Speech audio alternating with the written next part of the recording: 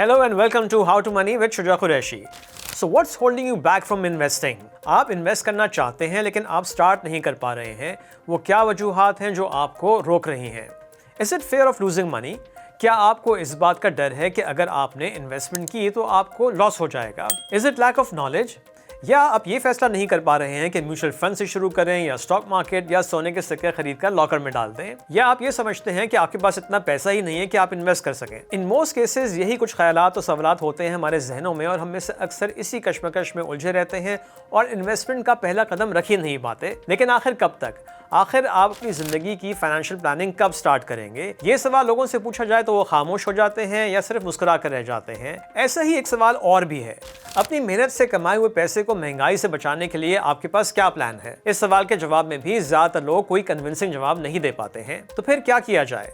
एक बात बिल्कुल वाज़ेह है, आप जितनी देर में फैसला करेंगे उतना ही आपको नुकसान होगा। वक्त किसी के लिए नहीं रुकता और जो अपॉर्चुनिटीज आज हैं वो कल नहीं होंगी। इन्वेस्टिंग रिस्की जरूर है लेकिन उससे भी बड़ा रिस्क इन्वेस्टमेंट ना करना है। सबसे पहले फेयर ऑफ लूजिंग मनी की बात कर लेते हैं।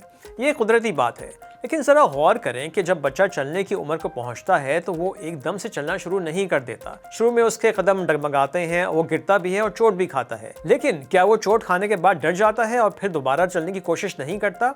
ऐसा नहीं होता। डर के बावजूद वो दोबारा उठकर कोशिश करता है और बिल आखिर कामयाब हो जाता है। कहने का मकसद ये है कि डर तो हमारी जिंदगी के बहुत से स्टेजेस में होता है, लेकिन आगे बढ़ने के लिए हमको कुछ रिस्क लेने होते हैं। एक्सीडेंट के डर से क्या आप मोटर बाइक या गाड़ी में कभी नहीं बैठेंगे, रोड भी नहीं क्रॉस करेंगे? इस तरह की बहुत सी मिसालें हैं। Actually fair of losing money और लैक ऑफ नॉलेज इंटरकनेक्टेड है। आपको डर इसलिए है क्योंकि आपको इन्वेस्टिंग की नॉलेज नहीं है और इसका हल यही है कि आप नॉलेज हासिल करें। जिस तरह आप मोटर बाइक या गाड़ी चलाना सीखते हैं और वो सारे प्रिकॉशनरी स्टेप्स लेते हैं जो आपको एक्सीडेंट से बचाते हैं, इसी तरह इन्वेस्टमेंट करने से पहले आप सीखें कि इन्वेस्टमेंट कैसे की जाती है। मिसाल के तौर पे स्टॉक मार्केट में इन्वेस्टमेंट करने का तरीका ये नहीं है कि आपने स्टॉक ब्रोकर के साथ अकाउंट खोला, उसमें पैसे ट्रांसफर किए, फिर ब्रोकर को फोन करके पूछा कि कौन सा स्टॉक खरीदूं। ब्रोकर ने कहा ABC कंपनी का स्टॉक खरीद लें और आपने कहा ठीक है खरीद लो। ना कोई सवाल ना कोई जवाब और बस खरीद लो। और ज्यादातर लोग स्टॉक मार्केट में इसी तरह इन्वेस्ट कर रहे होते हैं। अब मैं इसको इन्वेस्ट करना नहीं कहूंगा।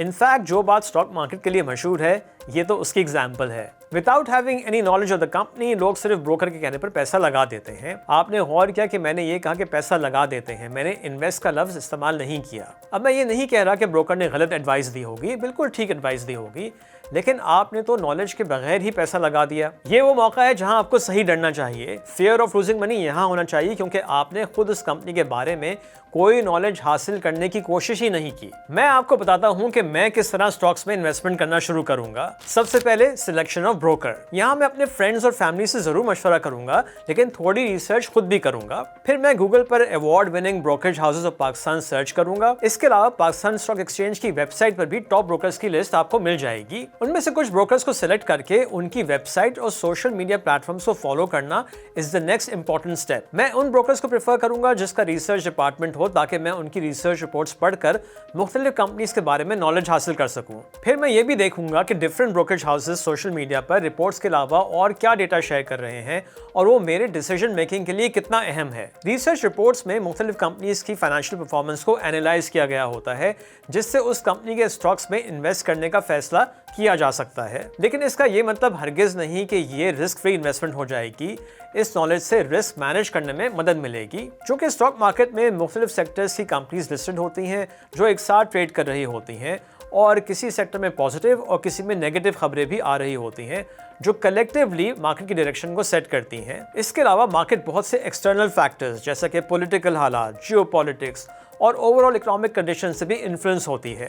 तो जरूरी नहीं है कि आपने जिस कंपनी का स्टॉक नॉलेज हासिल करने के बाद खरीदा हो उसकी प्राइस फौरन ही बढ़ना शुरू हो जाए। जैसा कि कोविड-19 के जमाने में दुनिया भर की स्टॉक मार्केट्स में तेजी से गिरावट नजर आई। वो स्टॉक्स जो डायरेक्टली मुतासर हुए जैसे कि एयरलाइंस और होटल्स, उनकी शेयर प्राइसेस में बहुत ज़्यादा कमी हुई, लेकिन दूसरे स्टॉक्स भी नीचे आ गए। ऐसे मौके पर पैनिक नहीं करना चाहिए। अगर कोई भी ऐसा फैक्टर जो आपकी कंपनी के लिए डायरेक्टली नेगेटिव नहीं है लेकिन मार्केट के ओवरऑल सेंटिमेंट की वजह से उसकी प्राइस नीचे आई हो, तो उस पर पैनिक करने के बजाय मजीद इन्वेस्टमेंट करनी चाहिए। And once again Warren Buffett कहते हैं, be fearful when everyone else is greedy and get greedy when everyone else is fearful. Data shows that markets tend to reverse their losses in the long term. और इसीलिए कहा जाता है कि investment in the stock market is for the long term. इसी तरह अगर आप स्टॉक मार्केट के अलावा कहीं और इन्वेस्टमेंट करना चाहते हैं तो उन एसेट क्लासेस के बारे में नॉलेज हासिल करें और फिर इन्वेस्ट करें। जब आप पहली दफ़ा इन्वेस्टमेंट करने जा रहे हों तो एक और इम्पॉर्टेंट स्टेप ये है कि आप कम पैसों से स्टार्ट करें, यानी keep your initial investment small.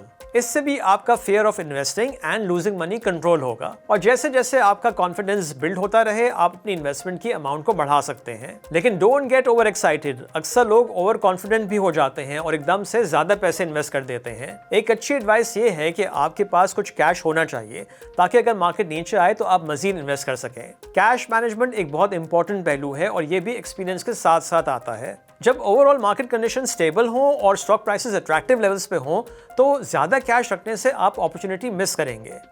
Similarly अगर स्टॉक मार्केट बहुत बढ़ जाए और कुछ स्टॉक्स ओवर वैल्यूड हो जाएं तो बेहतर है कि प्रॉफिट बुक करके कैश होल्डिंग को बढ़ा लिया जाए। अब आ जाते हैं उस बात पर जो बहुत से लोग सोच कर इन्वेस्ट नहीं करते और वो है कि मेरे पास इतने पैसे ही नहीं कि मैं इन्वेस्ट कर सकूं। बहुत सी एसेट क्लासेस में आप कम पैसों से भी इन्वेस्टमेंट शुरू कर सकते हैं।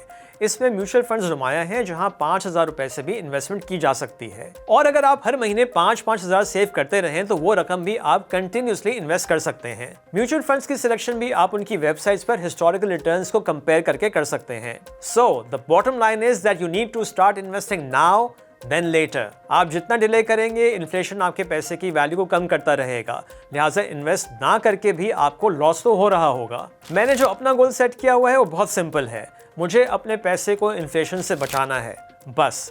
और इस गोल को हासिल करने के लिए I am always looking for opportunities. वक्त के साथ साथ आपके पैसे की वैल्यू कम होती रहती है।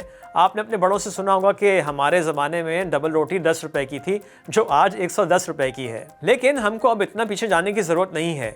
मैं एक दफ़ा फिर कोविड-19 की एग्जाम्पल दूंगा जिसके बाद पूरी दुनिया में इन्फ्लेशन देखा गया। यूरोप और अमेरिका में भी खाने पीने की चीज़ों की कीमतों में बहुत इजाफा हुआ। अमेरिका की एग्जाम्पल ले लेते हैं जहां खाने पकाने के तेल की कीमत 100% बढ़ गई। तो इस महंगाई को तो हम सब ने सिर्फ 2-3 साल पहले ही एक्सपीरियंस किया है। फॉर्चुनेटली वो लोग जो इन्वेस्टमेंट करते हैं उनका पैसा इस इन्फ्लेशन से प्रोटेक्टेड रहा क्योंकि कोविड के बाद दुनिया भर की स्टॉक मार्केट्स रैली कर गई। इक्विटी म्यूचुअल फंड्स ने भी अच्छा परफॉर्म किया और सोने और चांदी की कीमत तकरीबन डबल हो गई। हम अक्सर कहते हैं ना कि कोई भी काम करने से पहले थिंक ट्वाइस। मैं ये कहूंगा कि think twice before you decide not to invest. Happy investing!